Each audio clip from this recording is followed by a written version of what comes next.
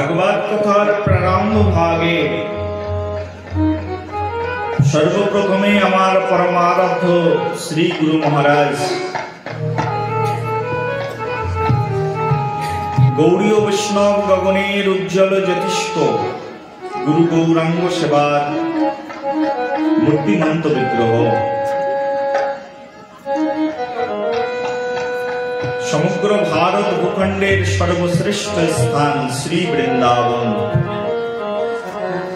সেই শ্রী বৃন্দাবনের সর্বশ্রেষ্ঠ স্থান গোবর্ধন, গোবর্ধনের সর্বশ্রেষ্ঠ স্থান শ্রী রাধা কুণ্ড।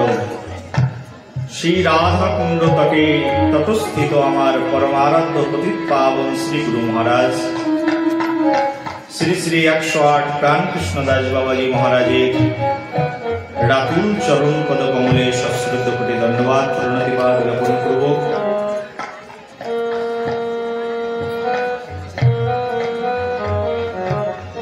যে সকল মহাতজন আজকে এখানে এসে উপনীত হয়েছেন, নরহরি ধামের আচার্য প্রবার শ্রী গুরু মহারাজ উপস্থিত হয়েছেন, তৎসহ যে সকল মরমী সাধক ও ভক্তগণ দূর দূরান্ত থেকে সমীপবর্তী হয়ে ভাগবতের এই মধুময় কথা শ্রবণ করতে এখানে এসেছেন, সকল সাধু সন্ত গুরুচরণে সশ্রদ্ধ কোটি ধন্যবাদ প্রণাম। তৎসঙ্গে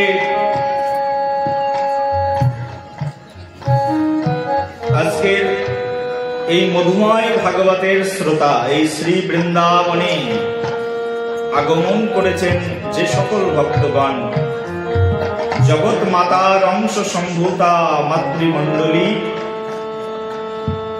জগৎ পিতার অংশ সম্ভূত পিতৃ সকল গণ, সকলকার রাতুল চরণে সশ্রদ্ধ কোটি ধন্যবাদ প্রণতিবাদ জ্ঞাপন করে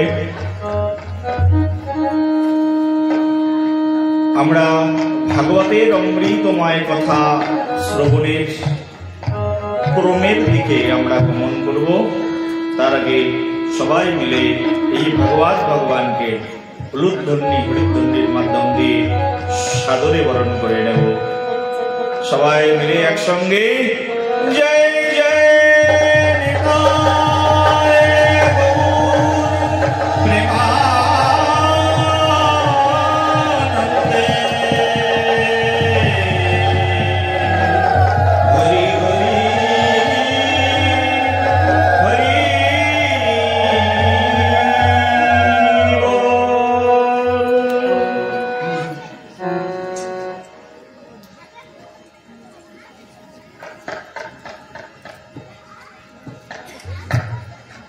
আমরা গতদিন শ্রবণ করেছিলাম ভাগবতের মধ্যে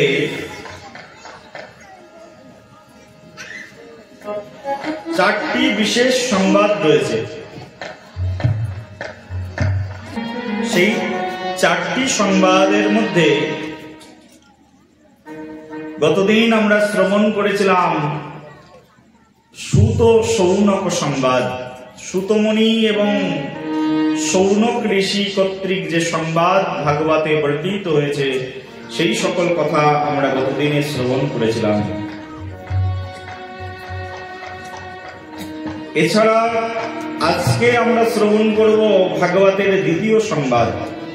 গতদিনে আমরা এর বিস্তার আলোচনা করেছি যে ভাগবতে চারটি প্রধান সংবাদ রয়েছে। সংবাদময় হচ্ছে ভাগবত। সংবাদ বাদ দিলে আর ভাগবত হবে না। ভাগবতটা হচ্ছে সংবাদ। 18,000 শ্লোকে সন্নিবিষ্টিত এই শ্রী ভাগবত মহাপুরাণ। 18,000 শ্লোকের এই অমৃতময় লেখনী মহামুনি ব্যাসদেব তার আপন লেখনীর মাধ্যম দিয়ে জগৎ জীবের মাঝখানে ব্যক্ত করেছেন। সেই অমৃতময় ভাগবতে প্রথম যে সূত্র সুত গোস্বামী পাদ বর্ণনা করেছিলেন, সৌনক ঋষি শ্রবণ করেছিলেন, শৌনক ঋষি প্রশ্ন করেছিলেন, সুত গোস্বামীপাদ উত্তর দিয়েছিলেন। এই হলো প্রথম সংবাদ। এবার দ্বিতীয় সংবাদ এসেছে।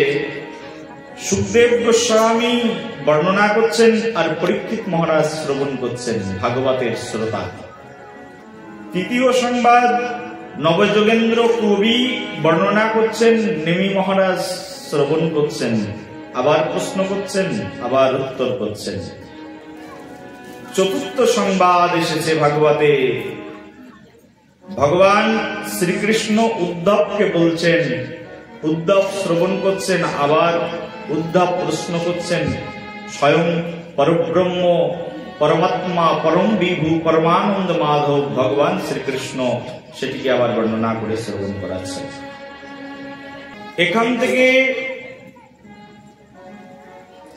প্রায় ৫,৫০০ বছর আগের ইতিহাস এই শ্রী ভাগবত।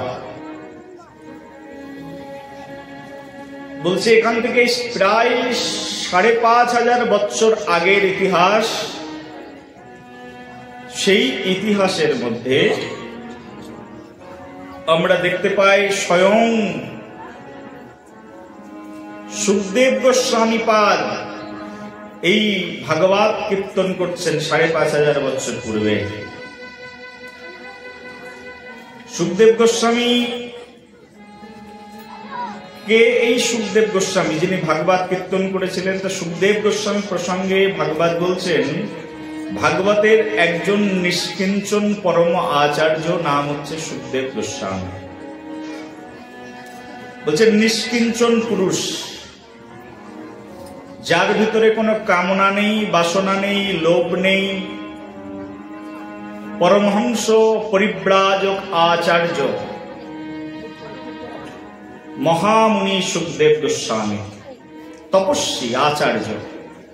আচার্য শব্দের অর্থ যিনি আচরণ করে জগৎজীবকে শিক্ষা দেন তাকে বলে আচার্য। জগতে অনেক প্রকারের মানুষ আছে বাবা। তার মধ্যে কেউ আছে যারা মানুষের সামনে কথা বলতে পছন্দ করে, কিন্তু মানুষকে শিখাতে পছন্দ করে। সবসময় বলে এটা শেখো, ওটা শেখো, ওটা শেখো, কিন্তু নিজে আচরণ করেন না। অন্যকে উপদেশ দেন কিন্তু নিজে পালন করেন না। এই এক প্রকারের মানুষ। আর এক প্রকারের মানুষ আছে যারা নিজে আচরণ করেন আবার অন্যকে বলেন, ভাই শোনো, আমি এটা করে খুব আনন্দ পাচ্ছি, আমার ভালো লাগছে, আমি এগুলো করি, তুমিও এটা করো। এই এক প্রকারের মানুষ। আবার কেউ কেউ আছে আচরণও করেন না, বলে আমি পালনও করব না, তোমাকে বলতেও যাব না, চুপচাপ ঘরের মধ্যে বসে থাকবো, কৃপণ মানুষ। এই এক প্রকারের মানুষ। এই তিন প্রকারের মানুষ আছে জগতে। বলছে এর মধ্যে শ্রেষ্ঠকে, বলছে এর মধ্যে শ্রেষ্ঠকে, তা বলছে যিনি আচরণ করেন আর অন্যকে শিক্ষা দেন, তিনি হচ্ছেন শ্রেষ্ঠ।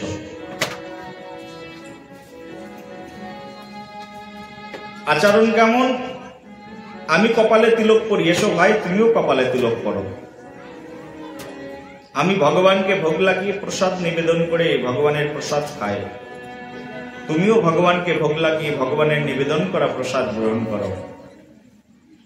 আমি প্রতিদিন ভগবানের দিব্য নাম মহামন্ত্র জপের মালায় জপ করি, এতে আমি আনন্দ পাই, তুমিও এসো, তুমিও আনন্দ পাবে, তোমার জীবন ধন্য হয়ে যাবে। এই আচরণ করে অন্যকে শিক্ষা দেয়, এদেরকে বলে আচার্য। বলছে যারা শুধু মুখে বলে যায়, নিজে করে না, বলে তাদেরকে জগতে কেউ মান্যতাও প্রদান করেন না। একজন শিক্ষক আছেন, তিনি তার ছাত্রকে বলছেন, দেখো smoking is the dangerous habit, কখনো স্মোক করবে না। স্মোক করলে, তুমি যদি নেশা করো, কি বলে সিগারেট খাও, তাহলে তোমার মৃত্যু হয়ে যাবে। কিন্তু যে ব্যক্তি তার ছাত্রকে এই শিক্ষা দিলেন, সেই ছাত্র দেখলো স্যার বাইরে এসেই প্রথমেই সিগারেটের প্যাকেট থেকে সিগারেটটা খুলে অমনি ধরিয়ে মুখের মধ্যে দিয়ে ধোঁয়া ছাড়ছেন চারিদিকে। ওই ছাত্র এই স্যারের কথা শুনবে? হ্যাঁ, স্যার এখনই বলে গেলেন যে স্মোক করো না, এটা অনেক ব্যাড হ্যাবিট, কিন্তু স্যার নিজে করছে, তাহলে স্যারের কথা কেউ শুনবে? এক ব্যক্তি মলম বিক্রি করতে গেছে, বলছে চুলকানির মলম নেবে? ভাই, চুলকানির মলম, যত প্রকারের চুলকানো রোগ আছে তোমার সব সেরে যাবে। সেই ব্যক্তিটা একবার এখানে চুলকাচ্ছে, একবার এখানে চুলকাচ্ছে, আবার বলছে আমার এই মলম নাও, তোমার চুলকানি রোগ সেরে যাবে। যার একটুখানি জ্ঞান আছে সে বলবে যে এই লোকের এই কোম্পানির মলম নেওয়াই যাবে না, তার কারণ এর নিজের গায়ে চুলকানি রোগ, এ আবার অন্যকে বলছে এই মলম মাখলে চুলকানি রোগ সেরে যাবে, তাহলে এর মলম মাখা যাবে? বলো সবাই রাধে রাধে, প্রেম সে বলো। এই 3 প্রকারের মানুষ বুঝে নেবে। বলে এদের কথাও কেউ শোনে না, যারা উপদেশ দেয় নিজে পালন করে না, এদের কথাও কেউ শ্রবণ করে না। বলে সুখদেব গোস্বামী এদের মধ্যে কোন ধরনের আচার্য? বলছে সুখদেব গোস্বামী এনাদের অনেক ঊর্ধ্বের লোক। বলছে সুখদেব গোস্বামী এমন আচার্য যিনি আচরণ করে জগৎজীবকে শিক্ষা দেন। সেই জন্য আমাদের ভাগবত বললেন আপনি না চরি ধর্ম শেখানো না যায়, এই তো সিদ্ধান্ত গীতা ভাগবতে গায়ে।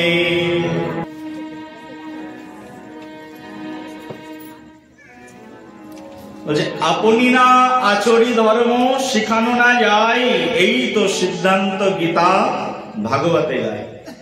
বলছে এমন জগতের জীব আছে যিনি আচরণ করেন না, কিন্তু গোস্বামীপাদ ওই ধরনের আচার্য নয়। গোস্বামীপাদ কেমন? সুখদেব গোস্বামী বলছেন নিজে করেন আর অন্যকে শিক্ষা দেন। বলছে গুরুদেব কেমন হবে? বলছে গুরুদেব হবেন এমন যিনি নিজে করবেন আর অন্যকে শিক্ষা দেবেন, তিনি হবেন গুরুদেব। গুরু শব্দের অর্থ যার ভিতরে গুরুত্ব আছে তাকে বলে গুরু, যার গুরুত্ব নেই তাকে গুরু বলে কেউ মানবে? প্রেম সে বলো।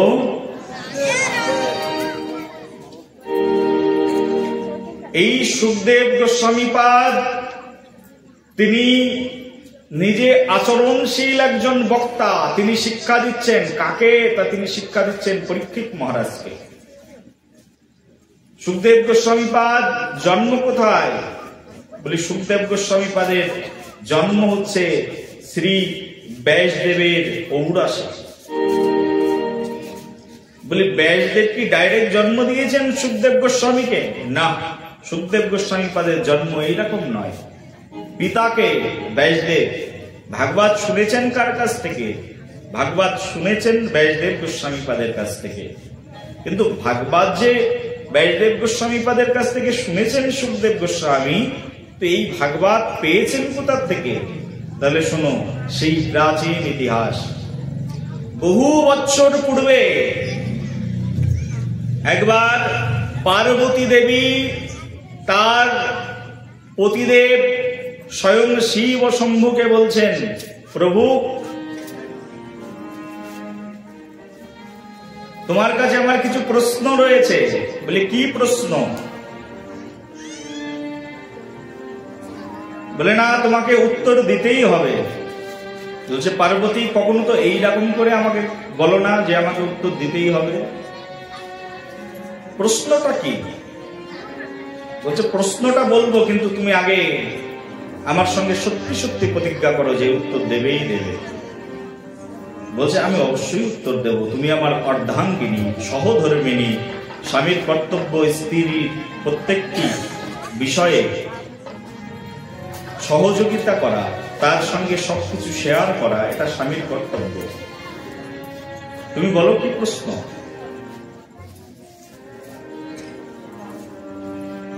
কিছুক্ষণ পূর্বে নারদ মুনি এসেছিলেন। নারদ মুনির কাজ কি জানেন তো? নারদ মুনির কাজ হচ্ছে কিছু না কিছু একটু এর মধ্যে ওর মধ্যে কিছু না কিছু একটু ঢুকিয়ে দিয়ে চলে যাওয়া। কিছুক্ষণ পূর্বে নারদ মুনি এসেছিলেন। নারদ মুনি এসে দেখছেন শিব বাড়িতে নেই। আছেন কে? তো আছেন শুধু একমাত্র পার্বতী মাতা। মাতাকে গিয়ে নারদ মুনি প্রণাম নিবেদন করেছেন, মা প্রণাম গ্রহণ করো। পুত্রকে খুব আশীর্বাদ দিলেন মা, আশীর্বাদ দিয়ে বলছেন, কি নারদ, কি অভিলাষ নিয়ে এসেছো? বলি বাবা কোথায়? বলি বাবা ওই দেখো পর্বতের মাথায় বসে বসে ধ্যান করছে। এই না যেই বলেছেন পর্বতের মাথায় বসে ধ্যান করছে, তখন নারদ মুনি মা পার্বতীকে বললেন, মা একটা গোপন কথা বলবো। বলি বলো। বলি তোমার এই নন্দী ভৃঙ্গিকে একটু বাইরে যেতে বলো। বলি যাও, একটু বাইরে যাও। বলি মা শোনো, কানে কানে ফিস ফিস, কানে কানে বলছে, মা প্রশ্নটা আমার মনে অনেকদিন আগে জেগেছে, আমি কিন্তু বলিনি, তোমাকেই প্রথম বলছি, কাউকে বলো না, খবরদার। কি কথা? বলছে মা তোমার স্বামী স্বয়ং শিব শম্ভু, সবাই তাকে দেবাদিদেব বলে, দেবেদেরও আদি দেব শিব শম্ভু। আর সেই শিব শম্ভু কার ধ্যান করে? ওই উপরে বসে। তার উপরে কেউ আছে এই পৃথিবীতে? সবাই তো শিবকে শ্রেষ্ঠ জানে, শিবের সে শ্রেষ্ঠ কে আছে যার ধ্যান করে তোমার স্বামী? তুমি জানো? বলছে না না জানি না। যে আর একটা প্রশ্ন আছে আমার, সেই প্রশ্নটা হচ্ছে এই যে তোমার স্বামীর গলায় দেখেছো তো অনেকগুলো মুন্ডুর মালা? বলে হ্যাঁ দেখেছি। বলি এই মুন্ডুর মালাগুলো কার? তোমার মতো স্ত্রী থাকতে, তোমার মতো সতীসাধ্বী রমণী থাকতে, তাকে গলায় ধারণ না করে কার মুন্ডুর মালা গলায় ধারণ করে বসে আছে? মনে হচ্ছে কোনো না কোনো স্ত্রীর মুন্ডুর মালা গলায় ধারণ করে বসে আছে। বলো রাধে রাধে, প্রেম সে বলো। এই না যেই বলেছে, আগের কথাটা তো ঠিকই ছিল, কার ধ্যান করছে কোনো ব্যাপার নেই। এই বললো এই যে মুন্ডুর মালা কার?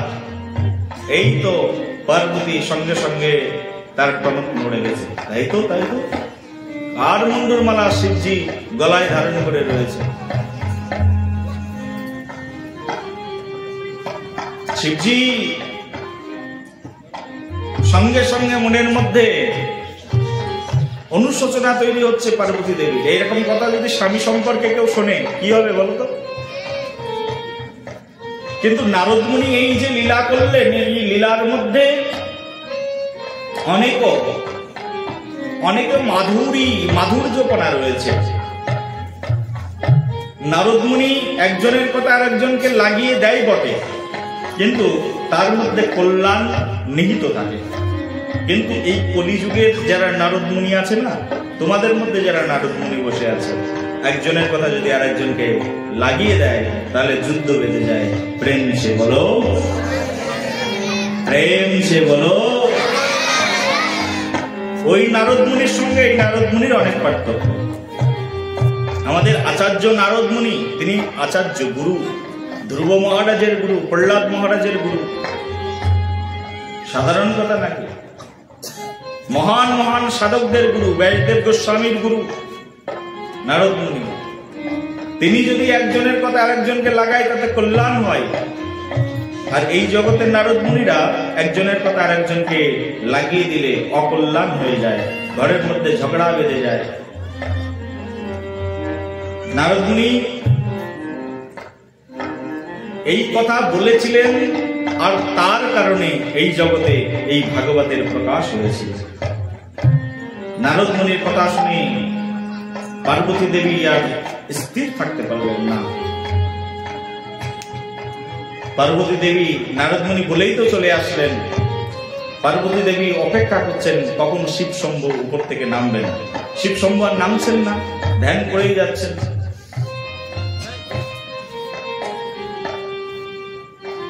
পার্বতী দেবী তখন সেই বিশাল পর্বতকে দুই হাত দিয়ে নাড়াতে শুরু করলেন।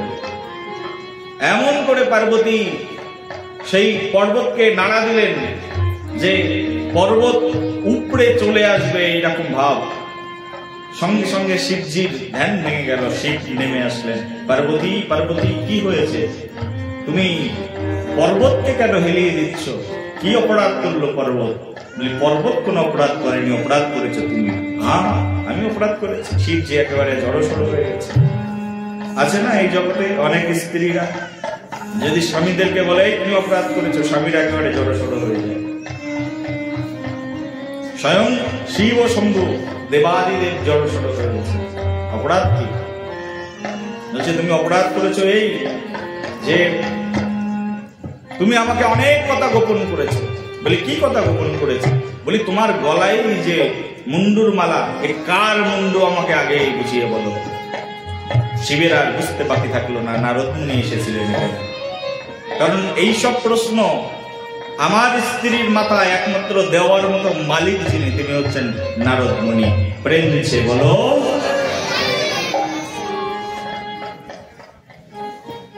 মন্থরা যদি না থাকতো তাহলে রামচন্দ্রকে কিন্তু বনবাসে যেতে হতো না।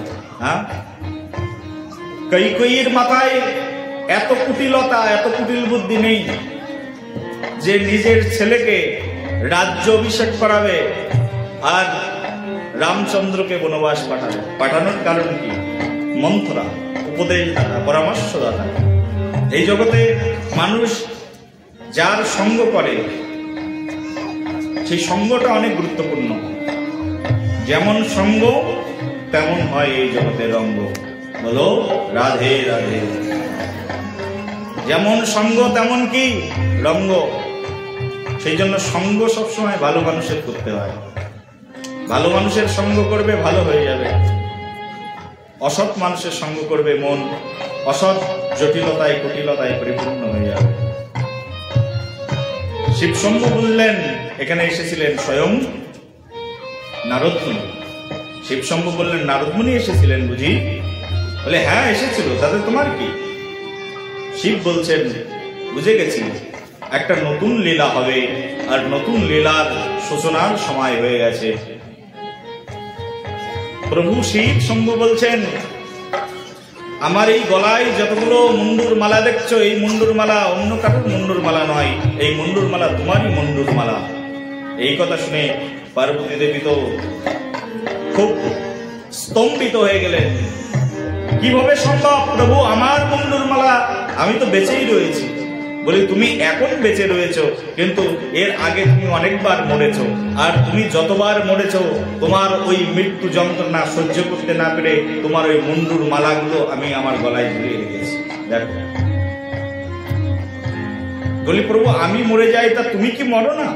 বলছে না আমি মরি না। বলি তুমি মরো না কেন? আচ্ছা আমি তো অমর। বলি তুমি অমর হলে কি করে? বলে আমি অমর হলাম তার কারণ আমি অমর কথা শ্রবণ করেছিলাম, তাই আমি অমর হয়ে গেছি। সবাই বলো প্রেম সে বলো। বলে আমি অমর কথা শ্রবণ করেছিলাম তাই আমি অমর হয়ে গেছি। বলে অমর কথা কোথায় শুনতে পাওয়া যায়? বলে অমর কথা স্বয়ং অমর নাথ প্রভু জানেন, তার কাছ থেকে আমি শুনেছি। বলি তুমি যখন শুনেছো তাহলে তুমি আমাকে শোনাও, আমিও অমর হয়ে যেতে চাই। তাহলে তোমাকে আর ওই মুন্ডুর মালা গলায় ঝুলিয়ে আর ঘুরতে হবে না। এই কথা শুনে শিব বলছে না না তুমি শুনতে পারবে না, তোমার দ্বারা হবে না। পার্বতী বলছে না না না আমি শুনতেই চাই। স্ত্রী লোক যদি একবার কোনো জিনিস হ্যাঁ করে তাহলে তাকে না করানো অত্যন্ত কঠিন। কারণ এই পার্বতীরই বংশধর তো সবাই এখানে বসে আছে, পার্বতীরই অংশ সম্ভূতা সবাই। প্রেম সে বলো। এই যারা নারী বডি নিয়ে বসে আছে, যদিও গতদিন আমি বলেছিলাম সবাই আমরা নারী, কিন্তু জাগতিক ফিমেল বডি নিয়ে যারা বসে আছে সবাই তো পার্বতীরই অংশ। তো এই কারণে আমাদের এই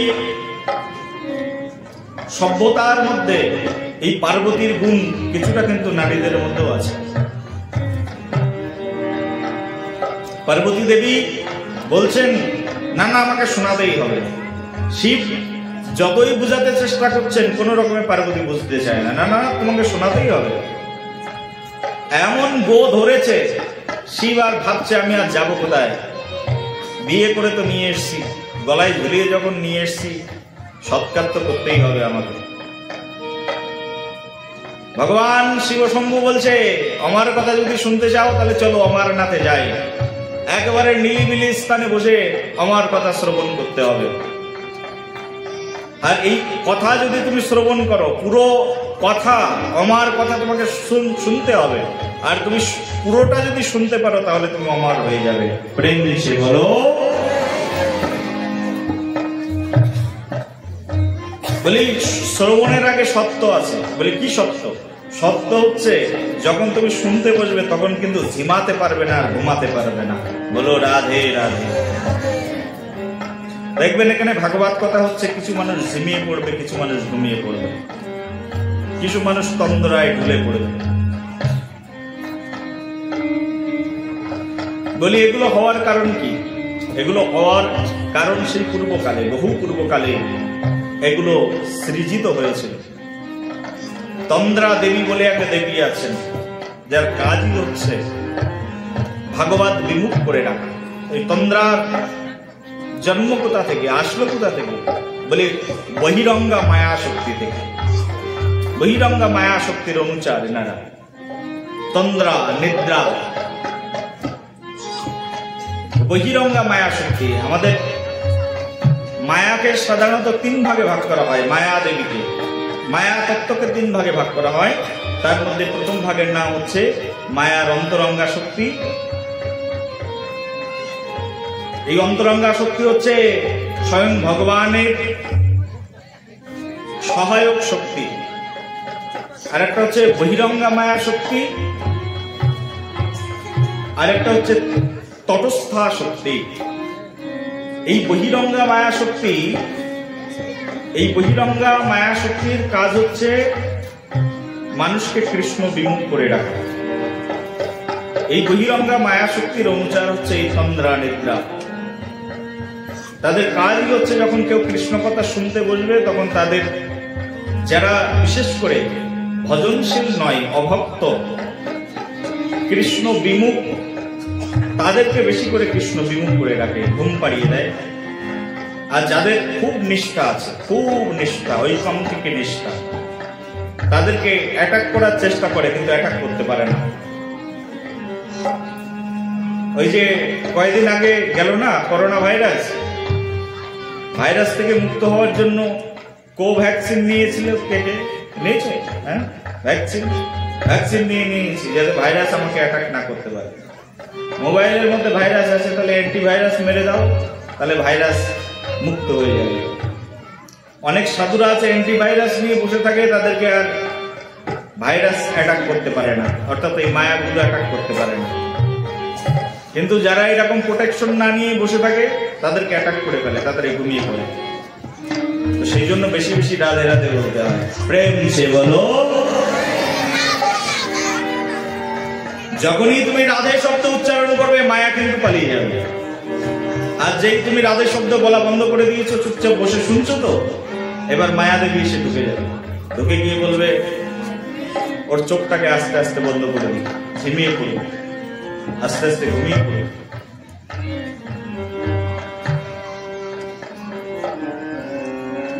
এই কারণে মাঝে মধ্যে সবাই মিলে সম্মিলিত ভাবে কি বলবে? বলো রাধে রাধে।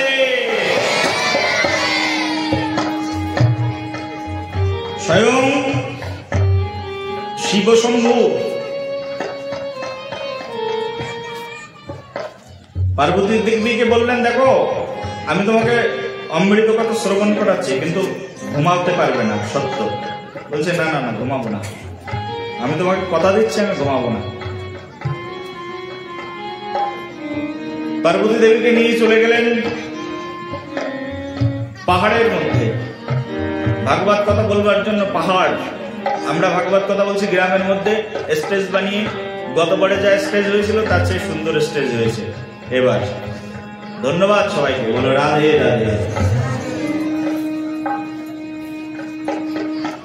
শিবজি একাই পার্বতীকে শ্রবণ করাবেন তো আমার কথা, সেই জন্য কোনো স্টেজ ছিল না। পাহাড়ের গুহার মধ্যে গেলেন, আর পাহাড়ের গুহার মধ্যে গিয়ে শিবজি তার হাতের ডমরু আর হাতের ত্রিশূল এমন করে ঘোরালেন, ত্রিশূল দিয়ে আগুন বেরিয়ে যেতে শুরু করল। ত্রিশূলের সেই আগুন বেরিয়ে চারিদিকে সেই অগ্নি বেরিয়ে সেই অগ্নি তেজে অগ্নির প্রভায় সব প্রাণীগুলো সেখান থেকে পালিয়ে অন্যদিকে চলে গেল। সুরক্ষিত স্থান তৈরি হলো। যত পশু পাখি ছিল সবাই পাহাড় থেকে নেমে চলে গেল শিবের সেই ডমরুবাদ্য আর শিবের ত্রিশূল ঘোরানোর কারণে। কিন্তু সেখানে সবে একটা শুক পাখি একটা ডিম পেড়ে রেখেছে। ডিমের তো আর হাত পা নেই, সে কি করে যাবে? শুক পাখি ডিম পেড়ে রেখে চলে গেছে।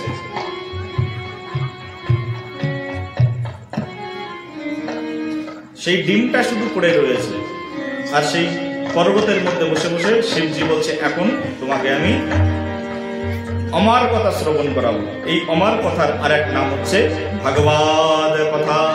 বলো ভগবান ভগবান কি, বলো রাধা রাধার কি, হৃদয়ে গৌর প্রেমানন্দে।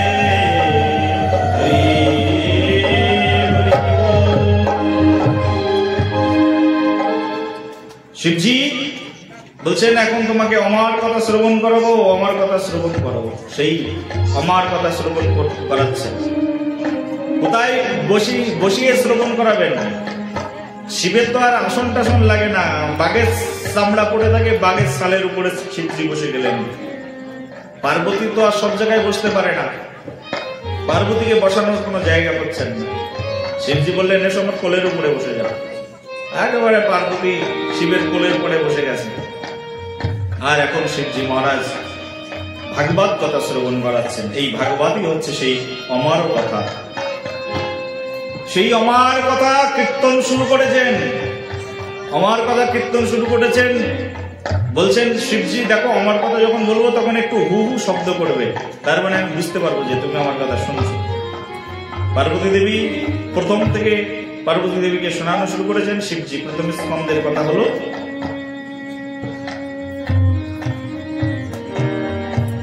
এই যে প্রথমে সুত গোস্বামীর যে সংবাদ, সৌনক ঋষিদের সঙ্গে এসব কথা কীর্তন হয়ে গেল। বিশ্বদেবের কথা কীর্তন, কুন্তী মাতার কথা কীর্তন, এসব কথা কীর্তন হয়ে যাওয়ার পরে বলছে, বুঝতে পারছো তো? হ্যাঁ হ্যাঁ বুঝতে পারছি। দ্বিতীয় স্কন্ধ আসলো, বুঝতে পারছো? সৃষ্টি তত্ত্ব কত কথা আলোচনা হয়ে গেল। হ্যাঁ বুঝতে পারছি। ভগবানের অবতারণ লীলা আলোচনা হয়ে গেল, বুঝতে পারছো? হ্যাঁ বুঝতে পারছি। তৃতীয় চতুর্থ পঞ্চম ষষ্ঠ স্কন্ধ নৃসিংহ কথা আলোচনা হয়ে গেল, বুঝতে পারছো? হ্যাঁ বুঝতে পারছি। ধ্রুবচরিত বুঝতে পারছো? হ্যাঁ বুঝতে পারছি। হু হু করেই যাচ্ছে। শিবজি বলতে বলতে যখন গভীরে প্রবেশ করেছেন, আর এই গভীরে প্রবেশ যখন করেছেন তখন পার্বতী দেবী অলরেডি ঘুমিয়ে পড়েছেন শুনতে শুনতে। আর শিব বলেই যাচ্ছেন। এইবার শিব জিজ্ঞাসা করছেন, এই তুমি বুঝতে পারছো? আর কোনো উত্তর আসছে না। ওদিকে ওই পাশে যে একটা ডিম রাখা ছিল, এক পাখি ডিম পেড়ে রেখে চলে গেছে। সেই পাখির ডিমটা ভাগবত কথার এইরকম শক্তি, সেই ভাগবতের শক্তিতে শক্তিপুষ্ট হয়ে ভাগবতের আরাধনায় আরাধিত হয়ে সেই পাখির ডিমটা, সেই ডিম থেকে ফুটে একটা বাচ্চা জন্মগ্রহণ করবে। আর সেই বাচ্চা হচ্ছে শুক পাখির বাচ্চা। সেও হচ্ছে শুক পক্ষী। সেই শুক পক্ষী দেখলো, যদি পার্বতী দেবী তো ঘুমিয়ে গেছে, আর এখন এই মধুর কথা এতদূর বর্ণনা করে চলে এসছে, এখন যদি হু শব্দ না শোনে শিব তো বর্ণনা বন্ধ করে দেবেন, আমি তো বঞ্চিত হয়ে যাবো এই কথা শ্রবণ করা। তখন সেই শুক পাখি পার্বতী দেবীর কণ্ঠ নকল করে তখন সে বলতে থাকলো হু। শিবজি ভাবলেন না পার্বতী শুনছে। শিব আবার বর্ণনা শুরু করলেন। এইভাবে দশম, একাদশ, দ্বাদশ স্কন্ধের কথা শেষ হয়ে গেল। ভাগবতের 18,000 শ্লোক শেষ। পুরো ভাগবতের 18,000 শ্লোক যখন শেষ হয়ে গেল, ভাগবত শেষ করলে কি বলে সবাই?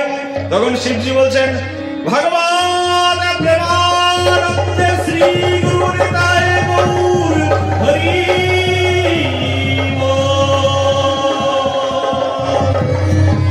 যেই না হরিধ্বনি করেছেন, যেই না হরিবোল বলেছেন, সেই পার্বতী দেবী শিবের কোল থেকে লাফিয়ে উঠেছেন। কি হলো, কি হলো? আরে ভাগবত শেষ হয়েছে, তো জয়ধ্বনি দেবো না? বলি ভাগবত শেষ হয়েছে, আমি তো শুনেইনি। বলি তুমি যে বারবার হু করতেই থাকলে, শোনোনি মানে? বলি কই না না, আমি ঘুমিয়েই পড়েছিলাম। বলি তাহলে শুনলো কে আর হু কে করলো? এদিক ওদিক ঘুরে দেখে একটা সুখ পাখি বসে বসে সেই ভাগবতের অমৃত রসধারা শ্রবণ করেছে। শিবজির হয়ে গেল খুব ক্রোধ, আর শিব সেই ক্রোধে প্রধানিত হয়ে হাতে ত্রিশূলকে বের করলেন। রে তোর এত বড় সাহস, আমার স্ত্রীর কণ্ঠ নকল করে হু করিস আর ভাগবত কথা শ্রবণ করিস? সেই শিবজি সেই সুখ পাখিকে ধরবার জন্য তার পিছন পিছন গেল। রে দাঁড়া, দেখাচ্ছি মজা। সুখ পাখি তখন উঠতে শুরু করলো ভাগবত শ্রবণ করে। উঠতে উঠতে কোথায় যাবে, কোথায় যাবে? সারা পৃথিবী পরিক্রমা লাগালো, আর শিব তার পিছন পিছন পরিক্রমা লাগালো। পুরো পৃথিবী পরিভ্রমণ হয়ে গেল শিবজি মহারাজের। পরিভ্রমণ করে এবার মর্তলোকে আসলো। মর্তলোকে এসে দেখছেন যে মর্তলোকে তুঙ্গভদ্রা নদীর তটে মাতা অরুণী দেবী সেখানে বসে আছেন ব্যাসদেবের সঙ্গে। আর কোন কথোপকথন আলোচনা হচ্ছে, আর এই সময় মাতা অরুণী দেবী তিনি হা করলেন, হাই তুললেন। একটুখানি হাই তুলেছেন, ভাবছেন কোথায় গিয়ে লুকাবো, কোথায় গিয়ে লুকাবো। একেবারে সেই অরুণী দেবী সেই হায়ের মধ্যে সুখ পাখি গিয়ে প্রবেশ করলেন। আর প্রবেশ করতে না করতে একদম গর্ভের মধ্যে প্রবেশ করে গেলেন। বলেন নিতাই গৌর প্রেমানন্দে হরি হরি। গর্ভের মধ্যে প্রবেশ করে গেছে। শিবজি পিছনে এসে বলছেন তোমার এই পেটের মধ্যে একটা পাখি প্রবেশ করেছে। বলে হ্যাঁ হ্যাঁ করেছে, দেখেছি। বলি ওই পাখিকে মারবো। কি করে মারবে? তো তোমার পেটের মধ্যেই আমি এই ত্রিশূল ঢুকিয়ে দেবো। ব্যাসদেব গোস্বামী বলছেন কি করছেন গুরুদেব, কি করছেন আচার্য? আপনি তো একজন মহান আচার্য, মহান ঋষি, এ কি করছেন আপনি? আপনি আদি যোগী, দেবতাদেরও আদি মহাদেব। আপনি মহাদেব হয়ে আপনি স্ত্রী হত্যা করবেন? জগৎজীব আপনাকে কি বলবে? সবাই তো আপনাকে কুৎসা করবে, নিন্দা করবে। হত্যা করবেন না, বলুন আমাকে কি হয়েছে? বলি এই পাপিষ্ট সুখ পাখি আমার স্ত্রীর কণ্ঠ নকল করে ভাগবত শুনে নিয়েছে, আমার কথা শুনে নিয়েছে। এই কথা শুনে ব্যাসদেব গোস্বামী বলছেন হে প্রভু, আপনি পরম তত্ত্বজ্ঞ, পরম বৈষ্ণব। আপনার চেয়ে বড় বৈষ্ণব পৃথিবীতে আর কেউ নেই। শিবের চেয়ে বড় বৈষ্ণব আছে পৃথিবীতে? আর কেউ নেই। বলে আপনার চেয়ে বড় বৈষ্ণব পৃথিবীতে কে আছে? কিন্তু আপনি নিশ্চয়ই জানেন, যদি কেউ একবার আমার কথা শ্রবণ করে নেয়, এই সুখ পাখি যদি সত্যি আমার কথা শ্রবণ করে নেয়, তো সুখ পাখি তো আমারই হয়ে গেছে। তো আমার ব্যক্তিকে আপনি এই ত্রিশূল নিয়ে মারবেনটাই বা কি করে? এইবার শিবের না একটু মাথায় বুদ্ধি খুলেছে। ও হো হো, তাই তো আমিও যেমন আমার, এই সুখ পাখিও তো আমার, তাহলে আমি তাকে মারবো কি করে? বলি যেই আমার কথা শুনে সেই তো আমার হয়ে যায়, এও তো আমার। না না না প্রভু, তাহলে আপনি মারবেন না। শিবজি বুঝে গেলেন, শিবজি ফিরে চলে গেলেন। ভাবলেন কিছু না কিছু ভগবানের প্রাণ নিশ্চয়ই রয়েছে এই জগতে। সুখ পাখি সেই দেবী অরুণী মা তার গর্ভের মধ্যে প্রবেশ করলেন। আর প্রবেশ করে সেখানে বসেই থাকলেন, আর বেরোচ্ছেন না। দীর্ঘ দিন ধরে অরুণিমা তার গর্ভের মধ্যে থাকলেন। মাতৃগর্ভ থেকে আর বেরোচ্ছেন না সুখদেব গোস্বামী। তার কারণ কি? তার একটাই কারণ, সুখদেব গোস্বামী তো পরম তত্ত্বজ্ঞ। তারপরে ওদিকে আবার ব্যাসদেব গোস্বামী পাদ বসে বসে ভাগবত রচনা করছেন।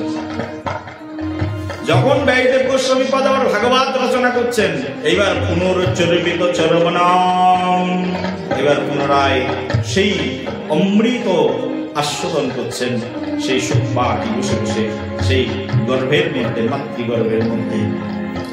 একদিন গেল, 2 দিন গেল, 4 দিন গেল, 4 মাস গেল, 5 মাস গেল, 10 মাস গেল, আর মাতৃগর্ভ থেকে বেরোচ্ছে। 12 মাস চলে গেল, মাতৃগর্ভ থেকে বেরোচ্ছেন। 1 বছর চলে গেল, 2 বছর চলে গেল, মাতৃগর্ভ থেকে সুখদেব বেরোচ্ছেই না। যখন মাতৃগর্ভ থেকে বেরোচ্ছেন না, তখন তো সবার চিন্তা লেগে গেল। যদি এইভাবে মাতৃগর্ভের মধ্যে বসে থাকে, মায়ের কত বেদনা। আর না বেরোনোর আরেকটি কারণ, এই পৃথিবীটা হচ্ছে মায়ার সংসার। সুখদেব গোস্বামী ভাবছেন, মাতৃগর্ভ থেকে বেরোলেই তো আমি মায়ার সংসারের মধ্যে আবদ্ধ হয়ে যাব। আমি যেহেতু মানবী শরীরের মধ্যে প্রবেশ করেছি, আর আমি যখনই বেরোবো এই মাতৃগর্ভ থেকে, সবাই বলবেন আমাকে চুম্বন প্রদান করবেন, আদর করবেন, বড় হয়ে যাব, সবাই বলবেন বিয়ে করো, সংসার করো, আর সংসারে ফাঁসিয়ে দেবেন, আর আমি মায়ার মধ্যে আবদ্ধ হয়ে যাব। এই মায়ার মধ্যে আবদ্ধ হওয়া চলবে না। মায়ার মধ্যে আবদ্ধ হয়ে গেলে তো আমার ভজন সাধন সব নষ্ট হয়ে যাবে। পরম তত্ত্বজ্ঞ, পরম জ্ঞানী ছিলেন এই সুখদেব গোস্বামীপাদ। সুখদেব গোস্বামীপাদ তখন মাতৃগর্ভ থেকে এইভাবে 2 বছর, 4 বছর, 5 বছর, 10 বছর, 12 বছরও বেরোচ্ছেন না। শাস্ত্রে এক জায়গায় বর্ণনা করা হচ্ছে 1600 বছর হয়ে গেল সুখদেব গোস্বামীপাদ বেরোচ্ছেন না। অনেক কাঁদাকাটি শুরু হয়ে গেল। অনেক গুণীজন এসে সেই নারীকে বন্দনা করছেন, মাকে বন্দনা করছেন, মাতৃগর্ভকে।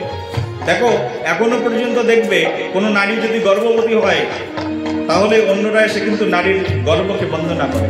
তার কারণ নারীর গর্ভটা হচ্ছে পবিত্র স্থান।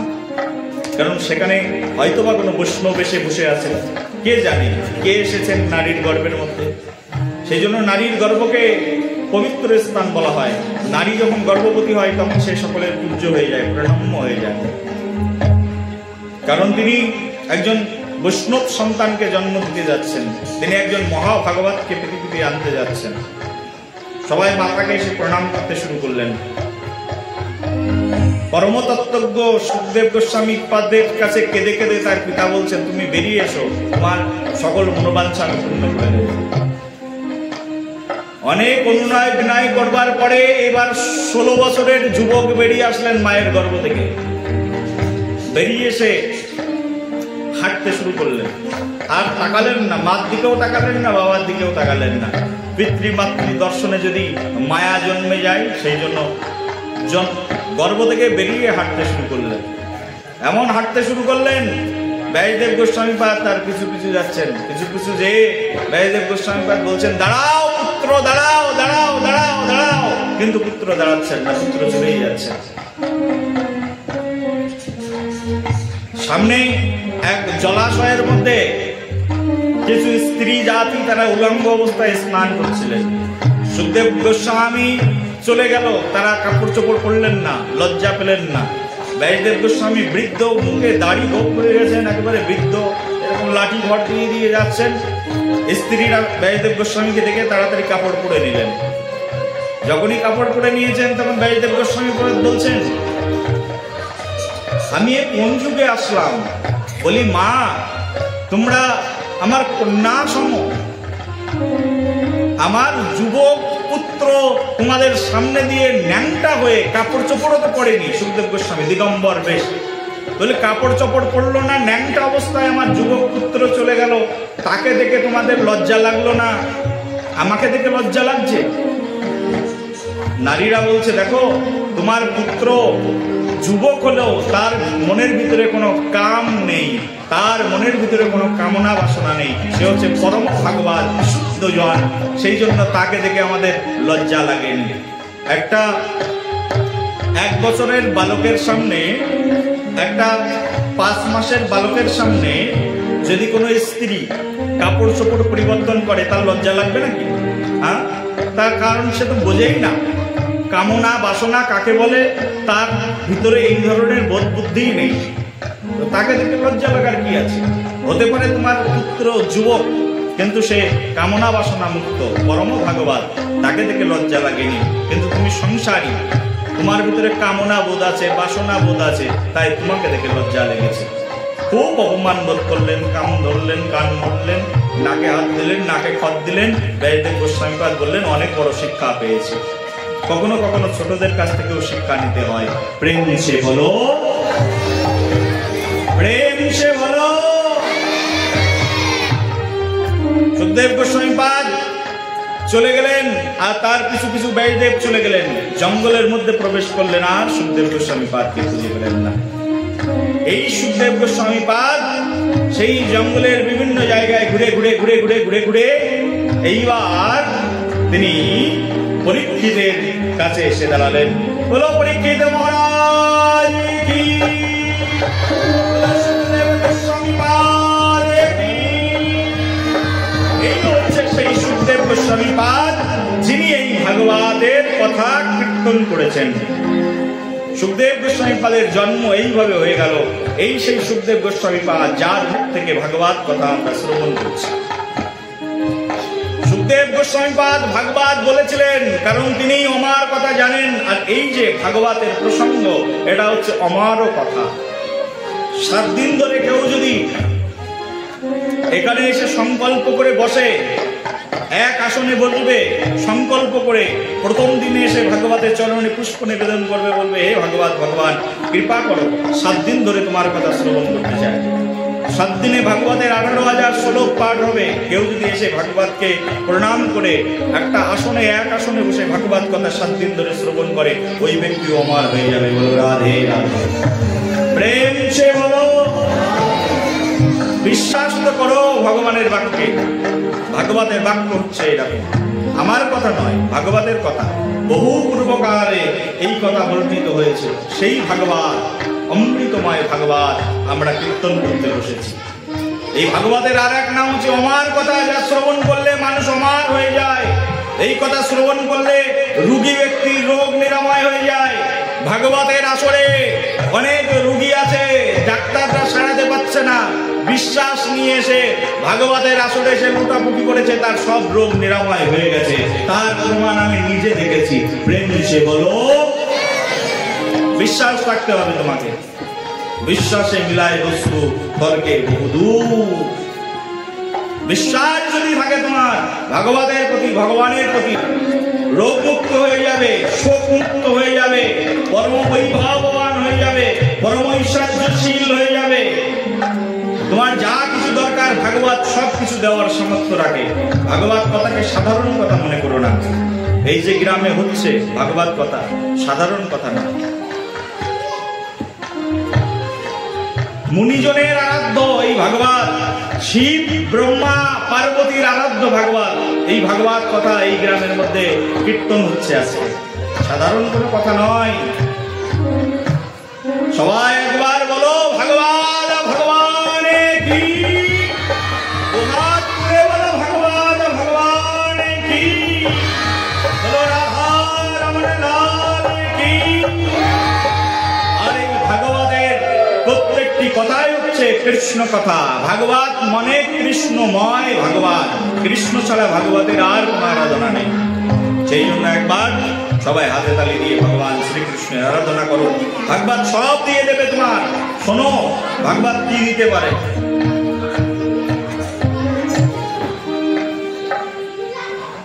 ভজ রাধা কৃষ্ণ গোপাল কৃষ্ণ, বলো ভজ রাধা কৃষ্ণ গোপাল কৃষ্ণ কৃষ্ণ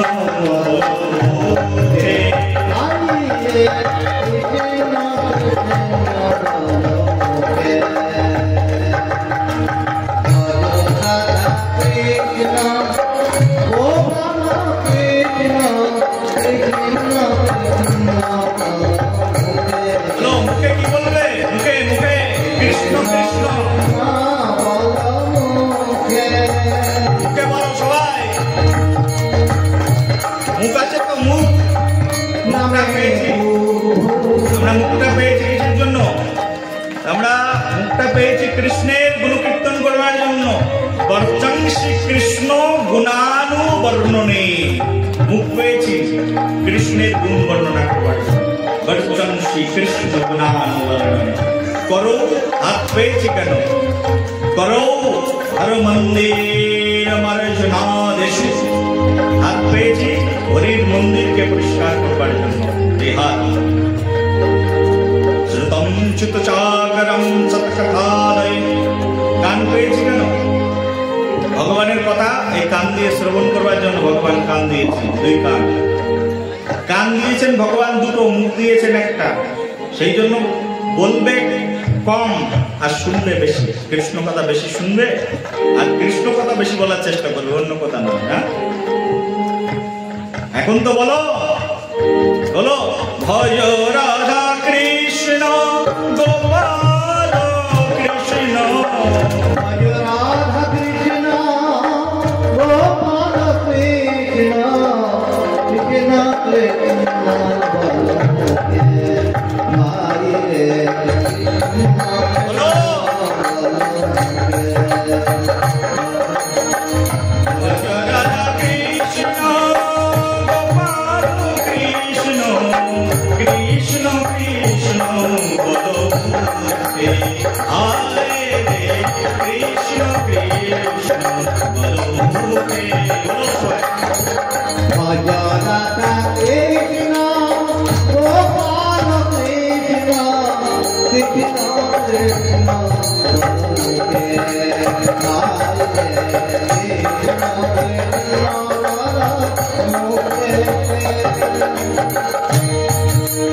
সবাই বলো, ভজ রাধা কৃষ্ণ গোপাল কৃষ্ণ, কৃষ্ণ কৃষ্ণ বলো মুখে, ভয় রে কৃষ্ণ কৃষ্ণ বলো মুখে।